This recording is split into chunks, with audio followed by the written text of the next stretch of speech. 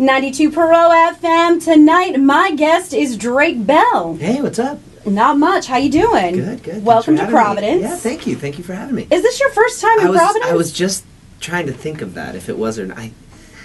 I have to have been here before, yeah. But, a lot of the places that I've been to, I just get in and get out. So I don't really get to see a lot of...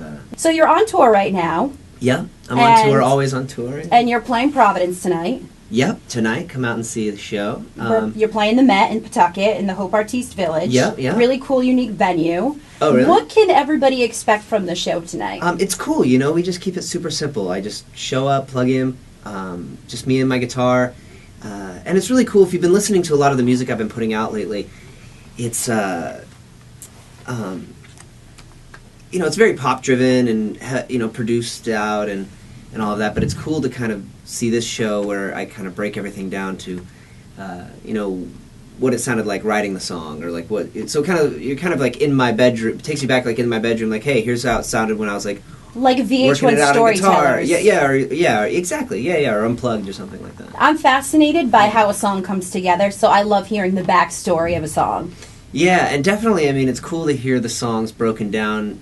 You hear these big flush productions, but then you just hear them broken down on like guitar or something, and it's really cool to kind of see that it takes on a whole other life. Like I'll be starting a song and then starting to play it, and then people will be like, whoa, and recognize it like after I start, and then go, oh, this is such, and then after the shows, every time after the shows, everyone's like, okay, so where can I get the acoustic version of this song? Where can I get the acoustic, so when do you release it? I'm like, oh, those aren't out. Those are just like at the show. They're like, oh, you have to release those versions that we heard tonight, you have to release those because they're so different, but they're still cool, Some of the stripped down versions of a song are the best that you will ever hear. Yeah, a lot of stripped down versions become kind of bigger than the originals. I agree. That kind of happened with Everlong for Foo Fighters. That performance he did on Howard Stern. It was like that became more of the hit and a viral hit than anything else. Than the original. Yeah.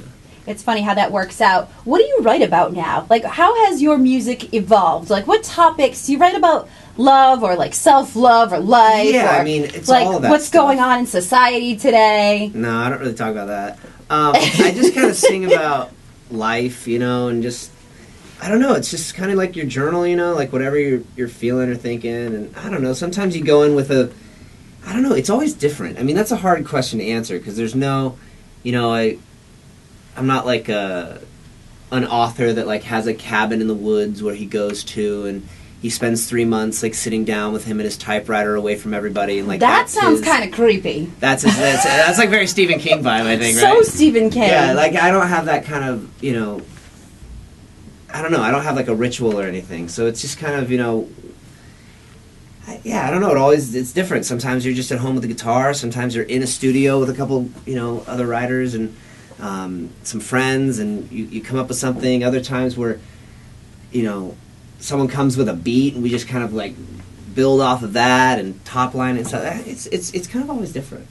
So, that's really cool how it comes together, though. You can be inspired by a beat, or you can be inspired by something, an experience that happened to you in life. Yeah, and when you go to write the lyrics, that's when you draw from stuff like that. But as far as like melody and sound and stuff, you're just kind of trying to find something cool. You said your sound is more like poppy nowadays, or more, does it have like a rhythmic, hip hop sound, or a punk rock sound? I have, it's interesting because everything, I've been releasing stuff just so spontaneously and with kind of no plan behind it all, because I just get like, not being signed is cool because I can just kind of release records when I want to and not have... there's like a good and bad about that. I'm just like really impatient when I finish a song. I'm like, I want my fans to hear it. I want it out, Yeah. And, but also it's, I haven't been working on something that's like a completely streamlined, full album that's, this is what this album sounds like and this is what we're going to, so everything has to kind of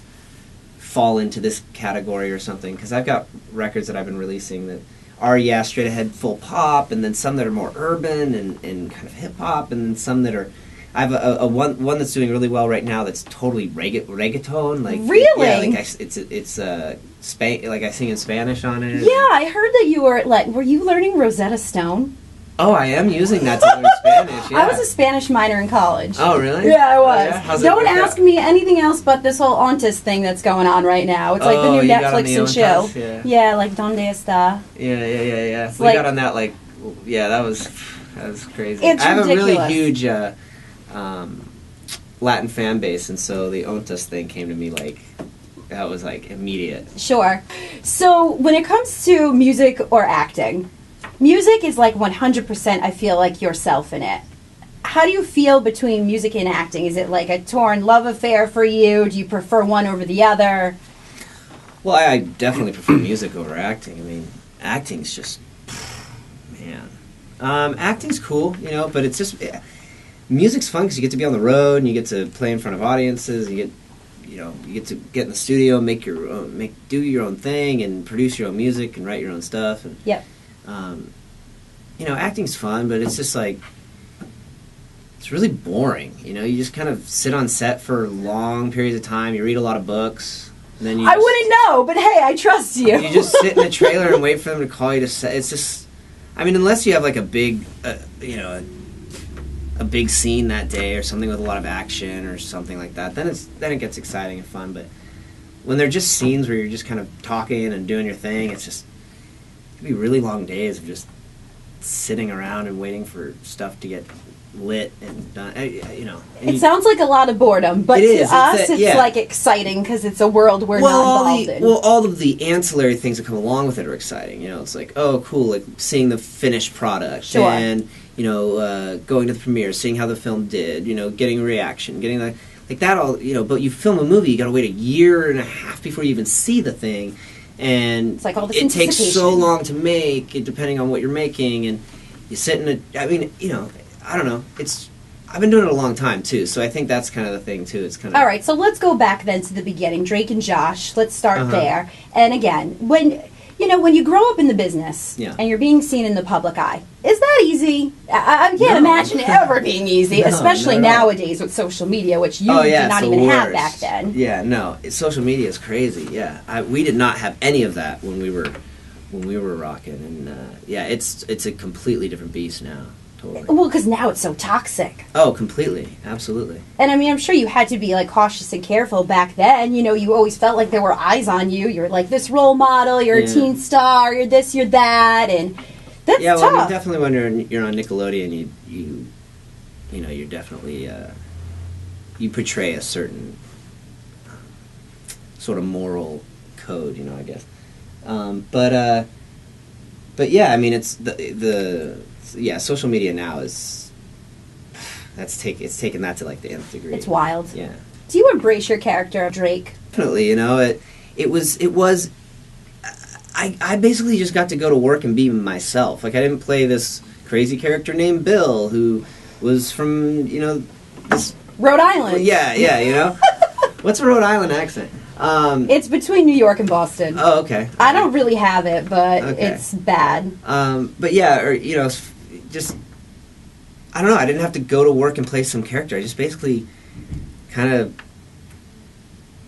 just showed up to work and was myself, and I got to say some funny stuff and play guitar and write music and do It's So it's almost like you just it's being not- you and just yeah. I having wasn't fun. walking down the street and people going, "Hey, Uncle Jesse," like people were like, "Yo, Drake," and I'm like, "Yeah," It wasn't like I'm like, I "Yeah, mean, that's you could me." be John Stamos. You Yeah. could be Uncle Jesse. I could see No, I you mean- doing a role like that. Yeah, I mean that'd be cool, but it must be like I guess I could understand. My point is, I mean, no, I'm not disparaging John Stamos. I love John. I mean, he's awesome. But I'm He just is saying awesome. the point of like like Urkel or something. Like, "Hey Urkel," and you're like, "Yo, that's not my name. Like, that's not my name." But with Josh and me, it was it was cool because it'd be like, "Hey Josh," and it's like, "Yeah, hey Drake, yeah, that's me." Like, and you don't have to be going around everywhere and people going, "Oh man, I love your character, so and so or Spock. I love you as Captain Kirk." You're like, "Oh, How many fans still come up to you and they're like, "I loved you as Drake"? oh, all the time." Yeah, I mean, Yeah. and the cool thing about our show is it was so quotable. I mean, every fan can come up and hug me, brother, and you call me a liar, I ain't calling you a truther. Like, there's just like so many quotes.